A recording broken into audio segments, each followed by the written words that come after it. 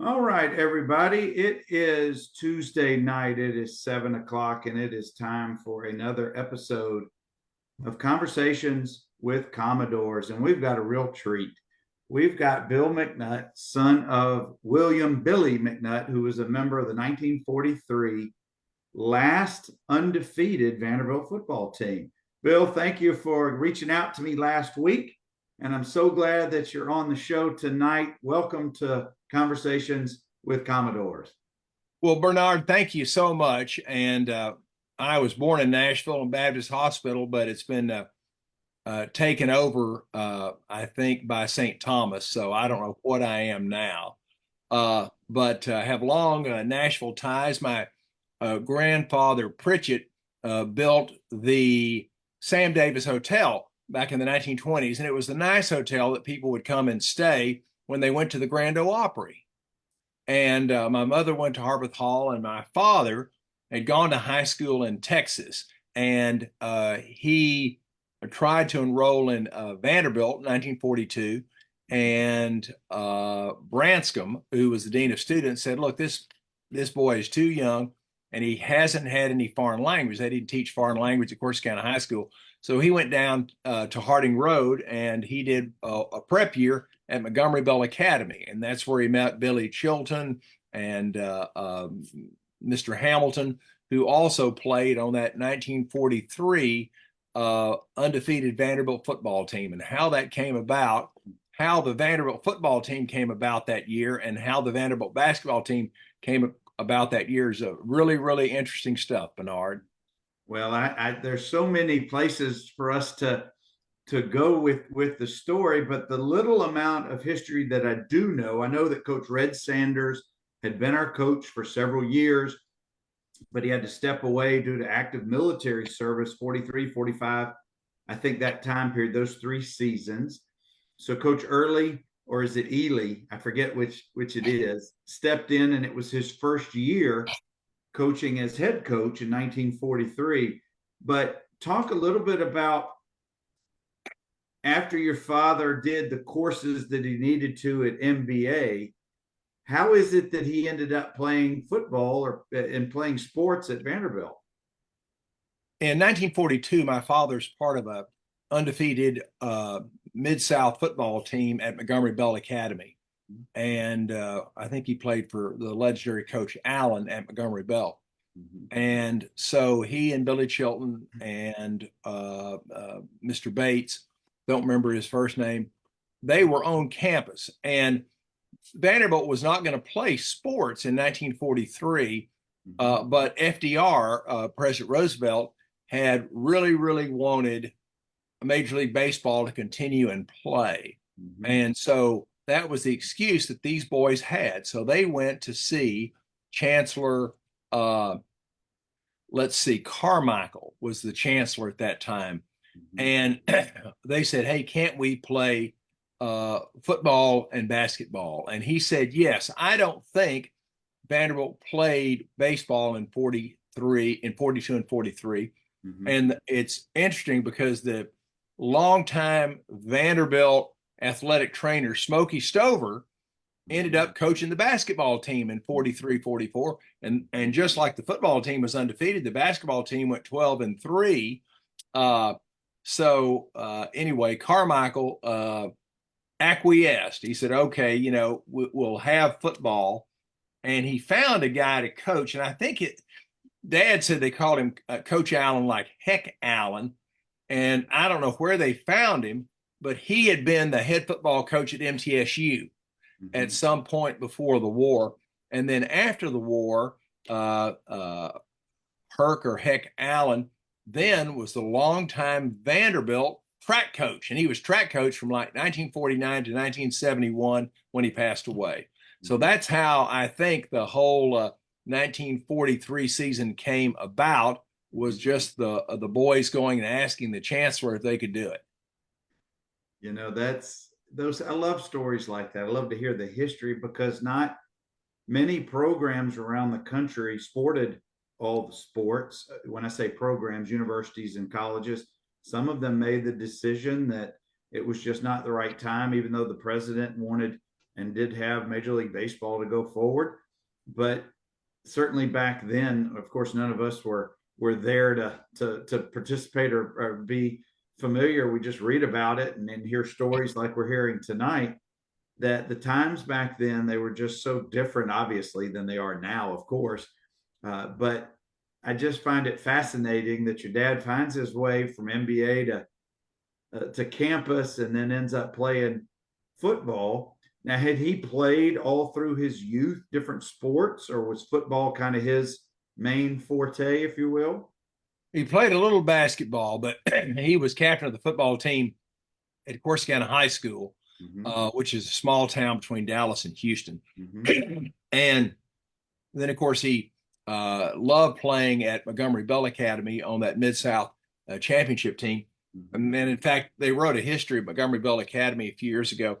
My dad's in the history for a strange reason. They went down to play in Georgia in the championship game, and they traveled by train in those days. And my father went back to a car behind where the rest of the team was, and he fell asleep and he didn't get off at the proper place.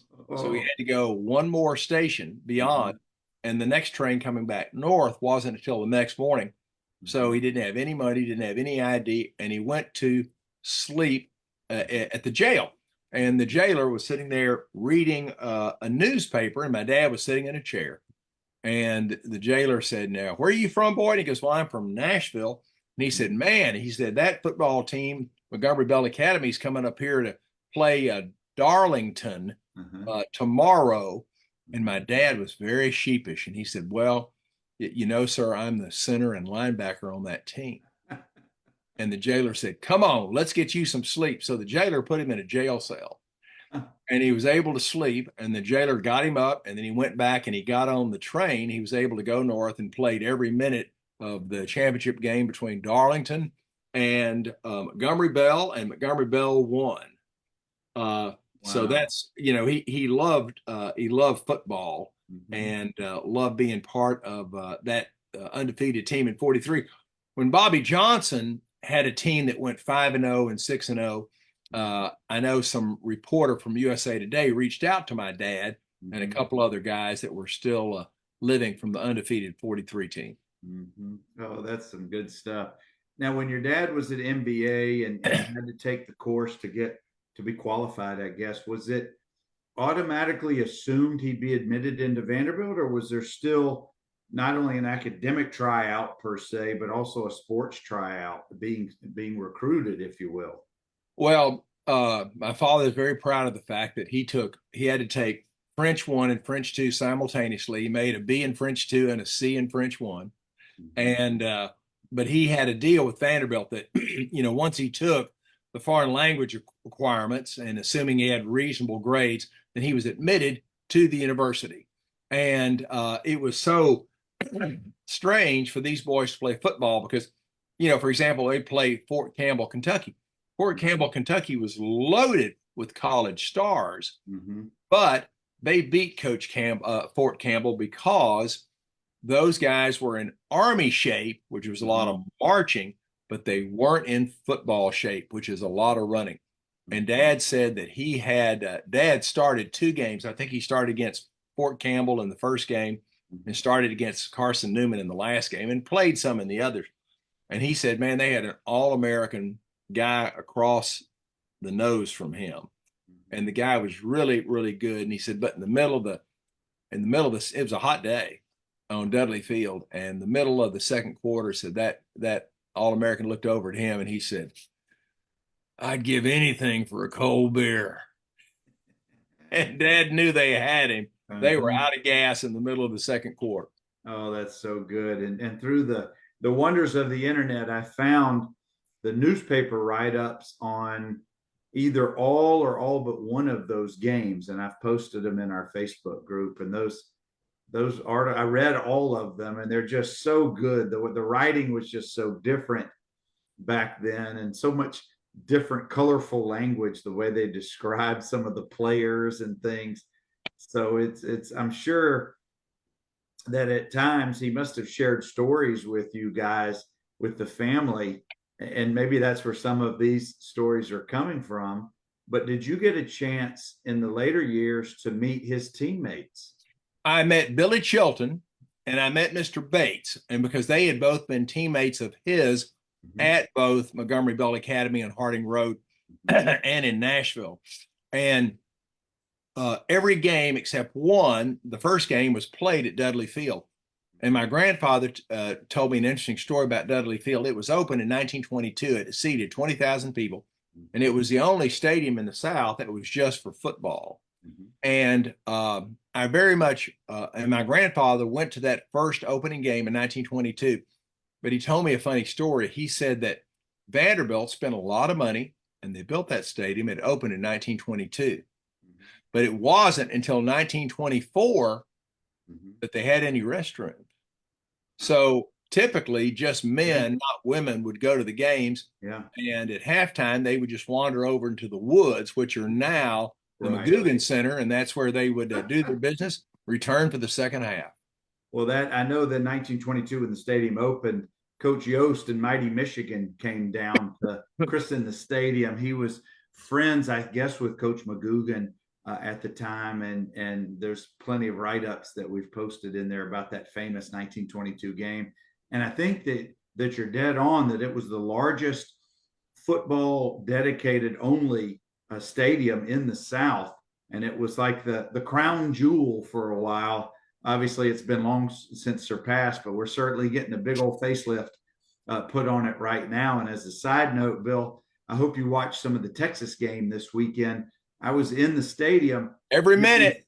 and it was the most electric crowd. It was the largest crowd. The student section was completely full, 1,800 kids, 30 minutes before kickoff, which I don't know if we've ever seen that. But anyway, the stadium is looking great these days, and I know they're on track to finish next year. Did you attend games? Did you go to games later on at Dudley? Yes, my family had a box in the 1950s and 60s, and it was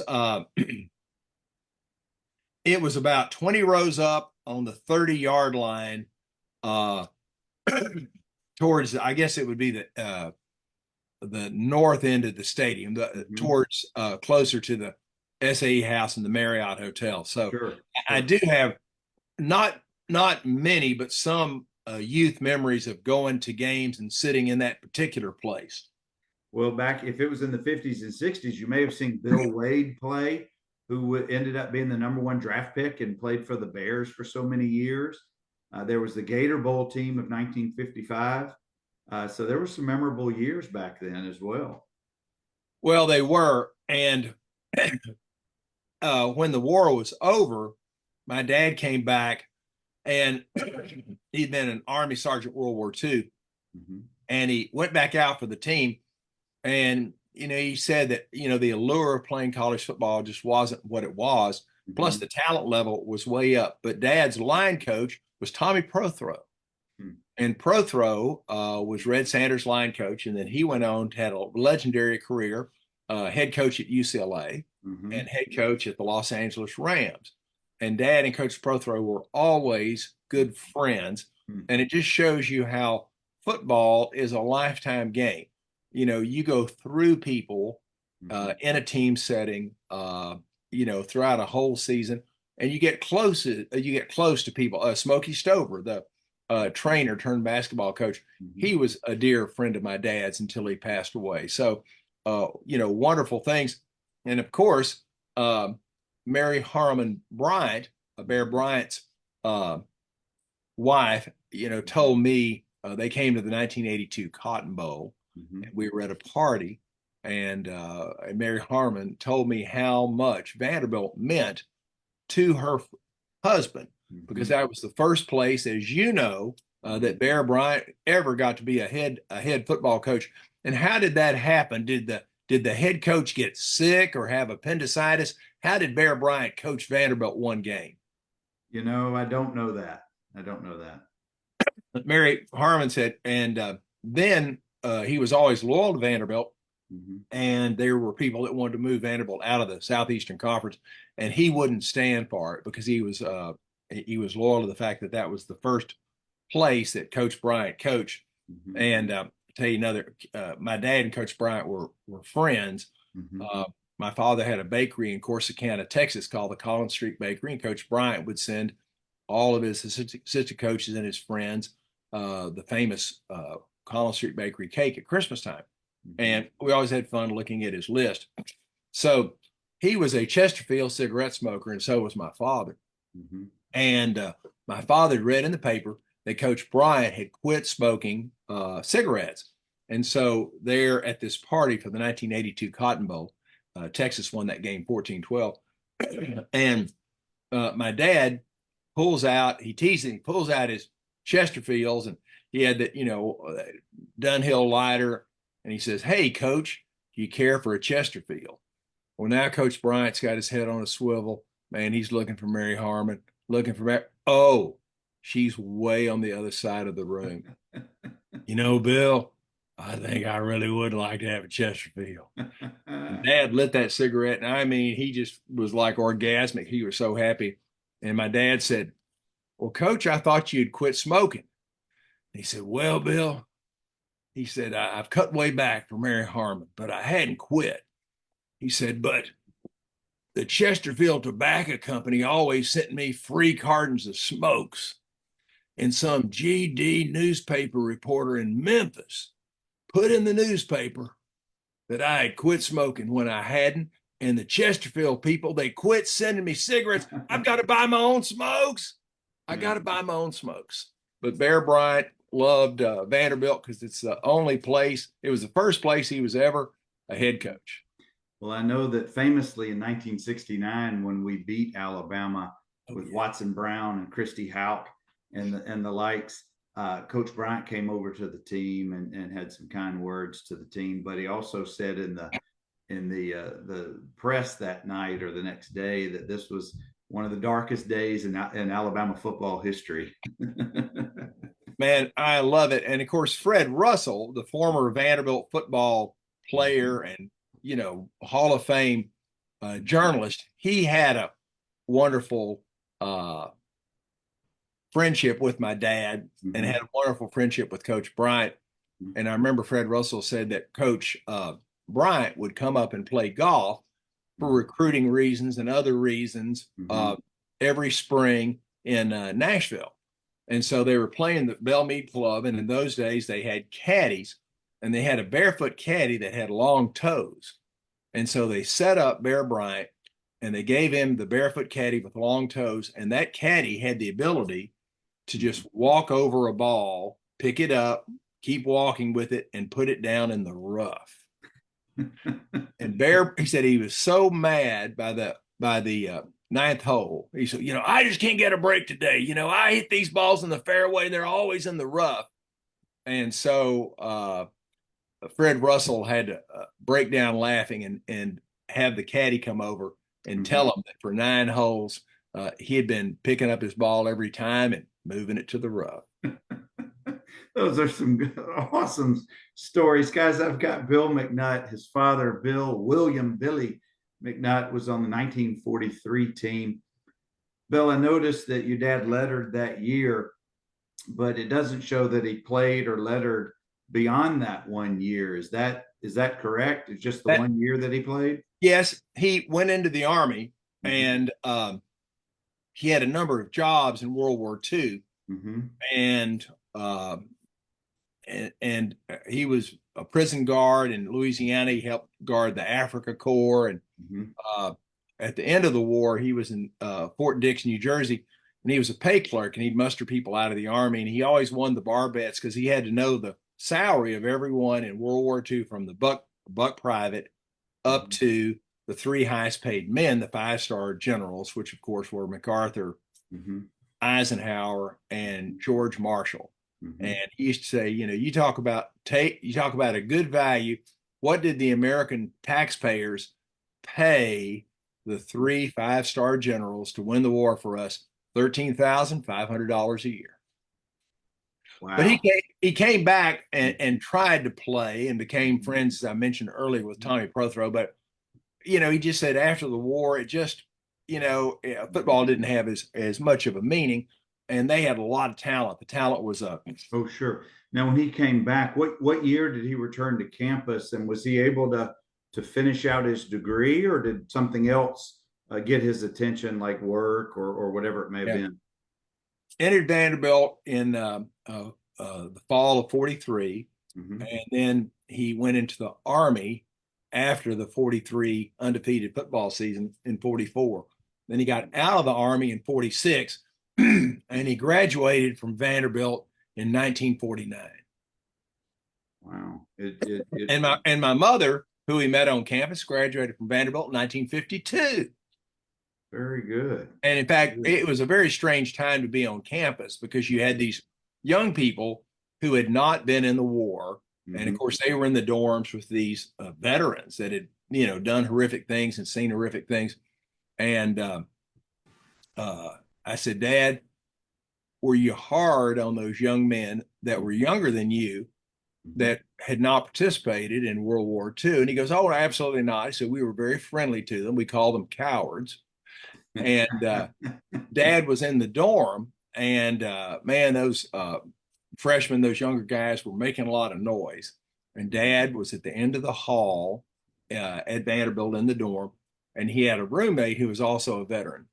And they were coming in and they were loud and everything. And Dad was trying to study. So Dad said, well, I've had enough of this. So Dad opened the door and he threw the trash can out in the hall to get their attention. Then he threw another trash can in the hall to get their attention. And then he walked out there and they all, looking down the hall, these younger guys. And he said, you have to be quiet the entire semester.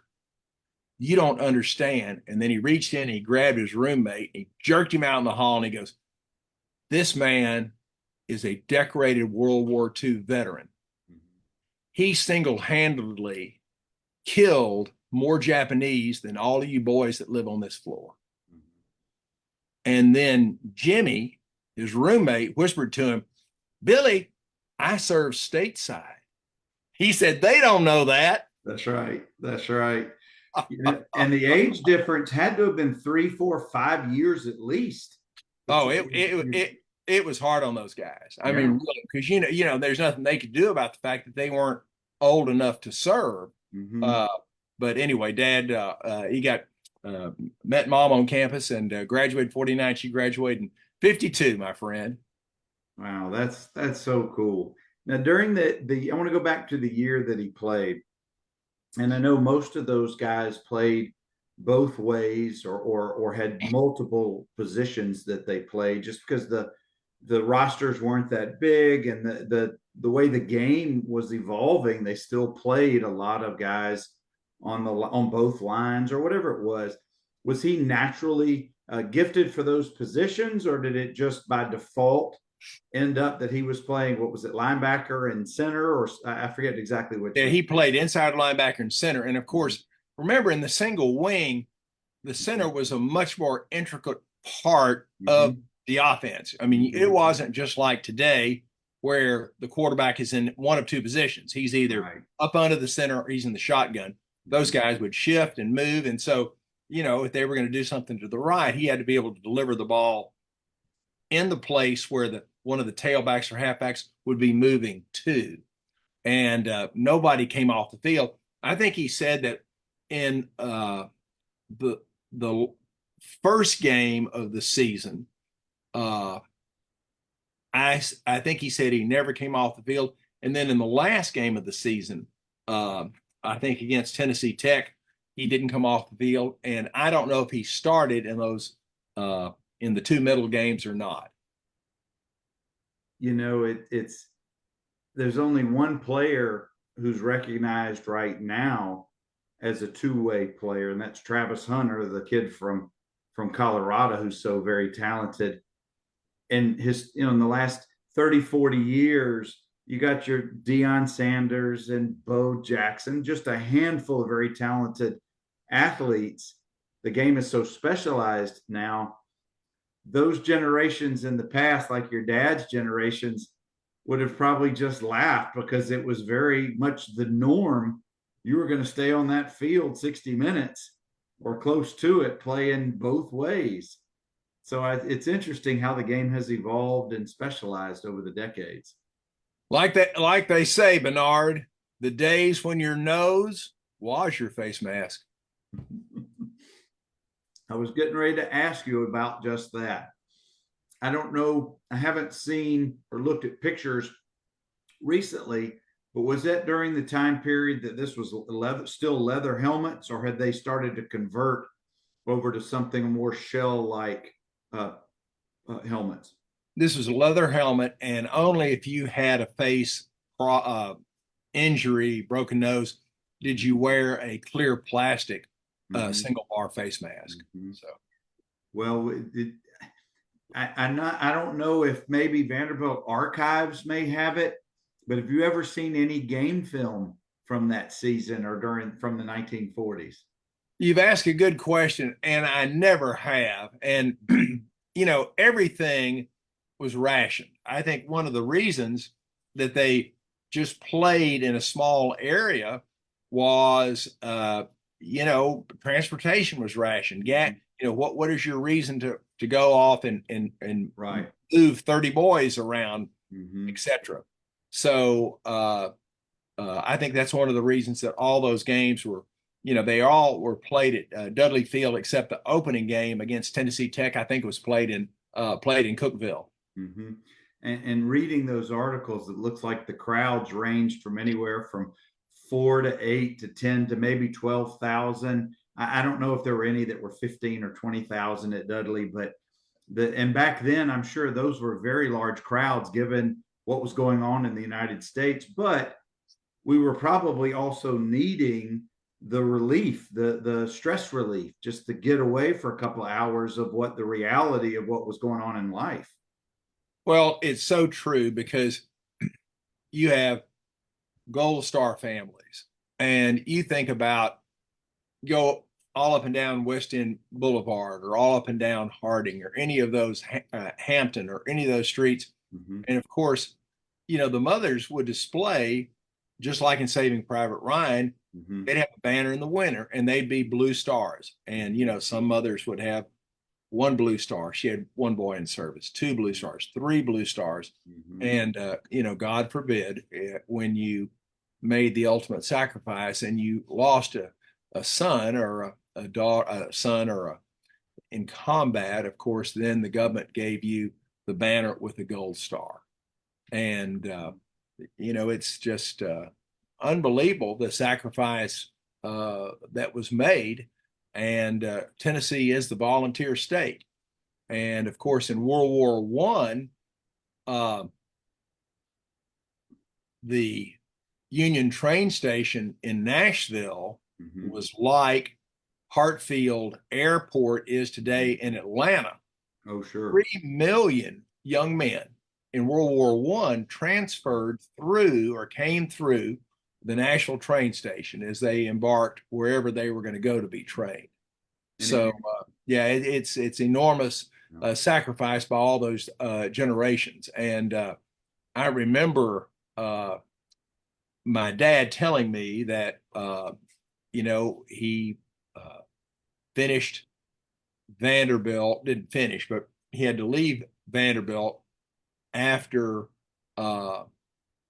in 44. And his mother could not go to the train station. It was just too much. And she said goodbye at home. Mm-hmm. And his father took him to the Union train station to go to World War II. And he said it was so interesting. It was nothing on the train platforms but dads. And the moms, they didn't go to the train platform, but the dads would.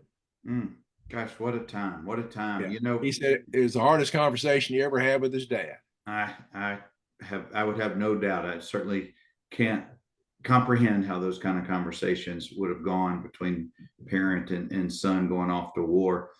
In modern times, now if you want to stay at Union Station on a football weekend, it'll cost you $400 to $600 a night to stay in their hotel.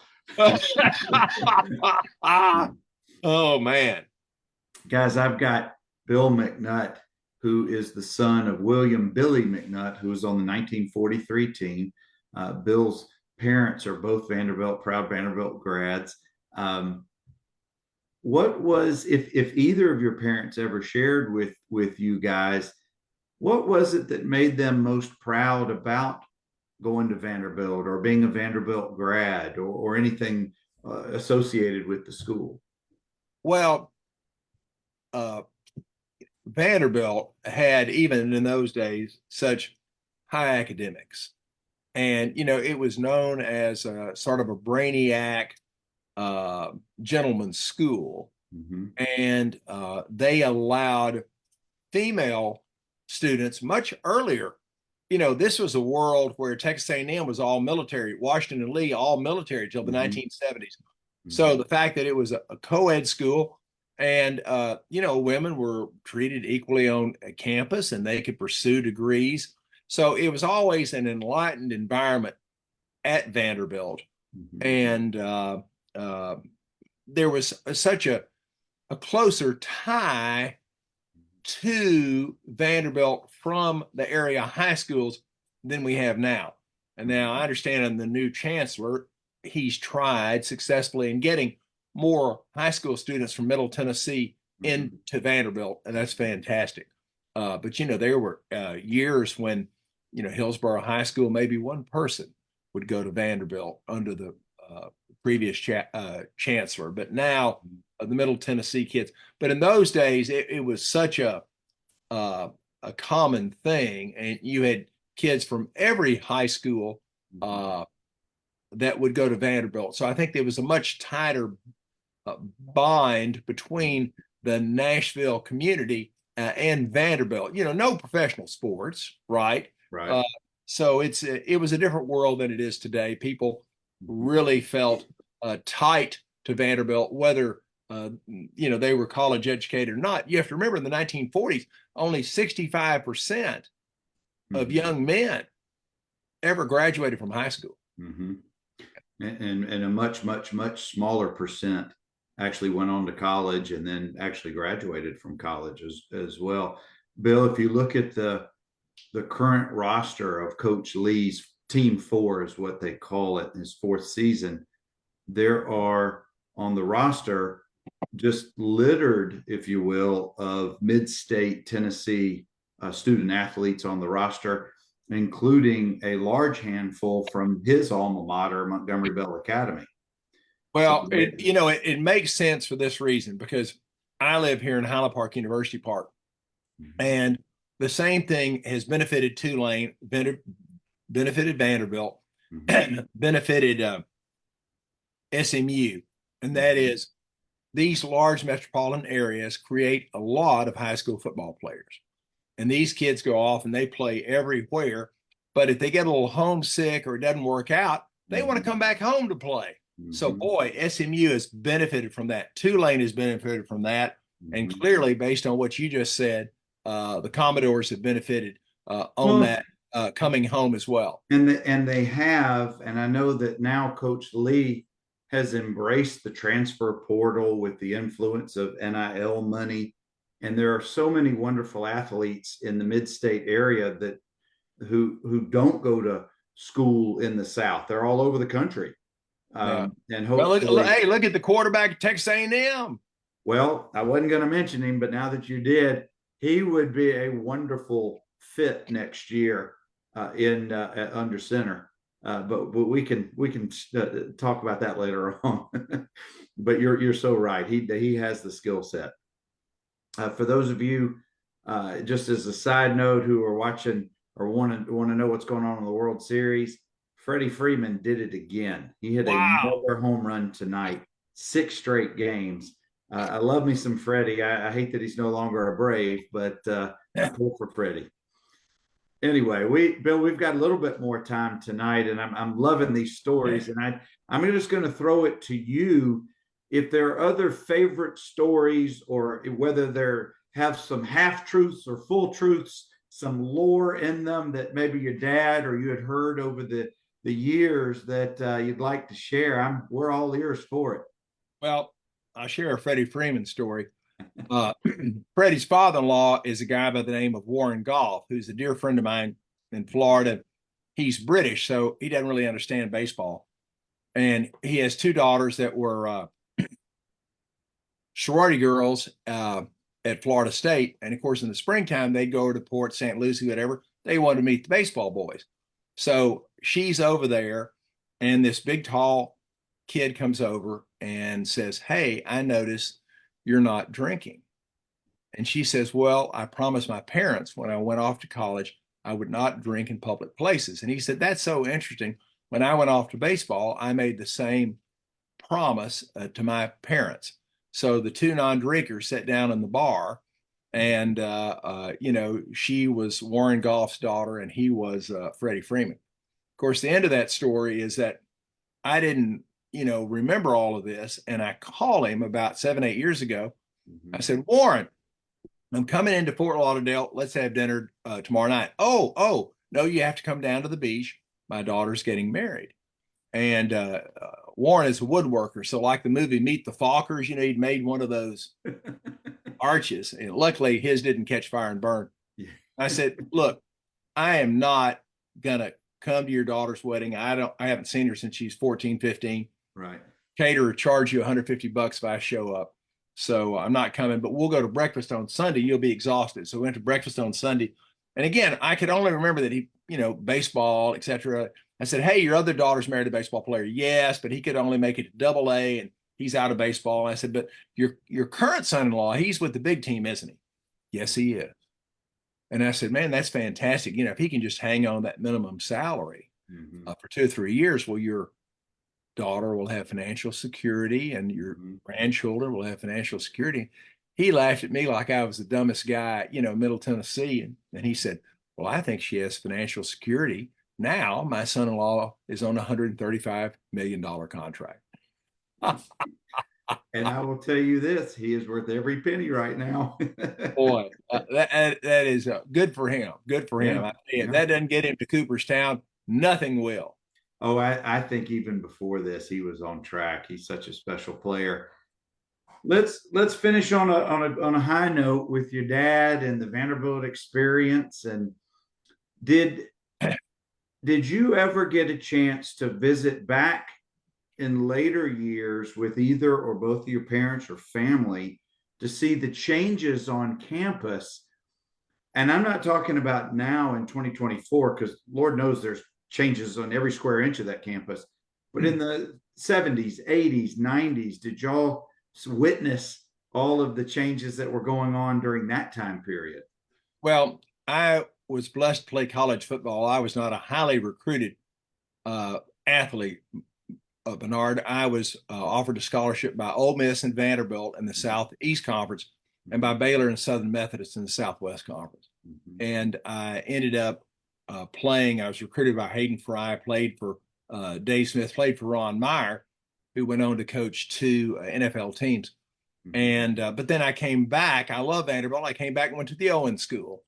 So it was a really fun time for me. My father had been the president of the Sigma Alpha Epsilon fraternity when they bought the current Castle House in 1948 or 49.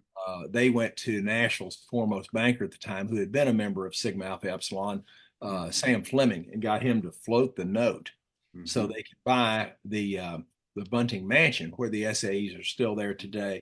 And of course, the university doesn't like it at all, because I think Sigma Alpha Epsilon, I think they still got about 40 years to go on the ground lease.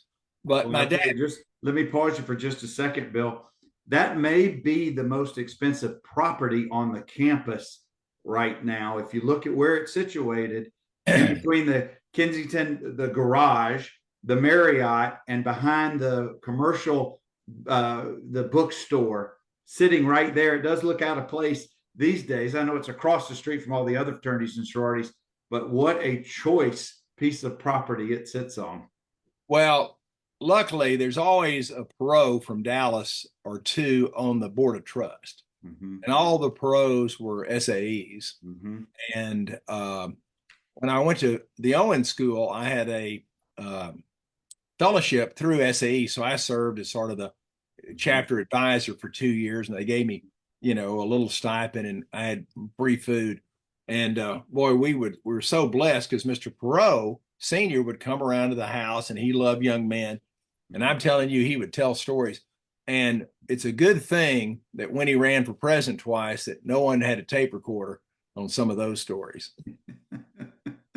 Well, when they finish the new build out of the baseball complex at Hawkins Field, you're not going to be able to see from Owen unless you're on the very top floors when they get it built up, because they're going up a level. So the whole landscape over there is changing tremendously. Gosh, Bill, I could keep you here for the next several hours just listening to these stories, but thank you for what you've shared with us tonight. It is true. It's been 81 years since we've had an undefeated team. And it's such a unique year in Vanderbilt football history, just for many reasons, of which you've shared a lot with us tonight. And just for your dad to be part of that is just so special for you to share those with us tonight. So thank you.